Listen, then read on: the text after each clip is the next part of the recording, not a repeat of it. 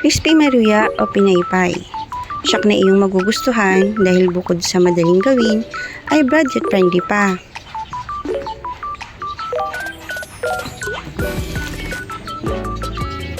Simulan natin sa paggawa ng batter. Batter? Ay, bahala na po kayo dyan. Basta yung coating niya. Kailangan nyo po ng 3/4 cup ng harina, 1/4 cup ng cornstarch, 1 teaspoon ng asin, 1 teaspoon ng baking powder, at kalahating cup ng tubig. Okay lang po or i-mix lang. Di ba may buo-buo? Kasi mas okay siya kung gusto mo ng crispy. Ganito ang consistency niya. Set aside muna para maging fluffy ang mixture. Sunod natin at iwain natin ang mga saba sa hugis na pamaypay. Mga 6 na piraso ang kailangan po natin dito. Pwede naman na hiwain ng kahit anong gusto mong hiwa. Ganito po siya. Yan ang magiging itsura niya. Ayan. Sunod, ilagay natin ito sa mixture. Saba. Lagyan din na yung pagitan niya para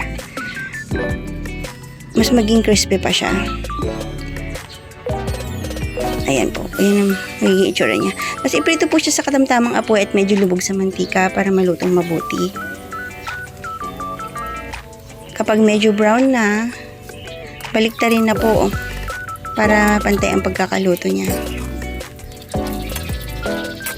Ayan. Kahit hindi po siya masyadong brown, basta alam mo okay na siya, luto na siya, ay pwede na.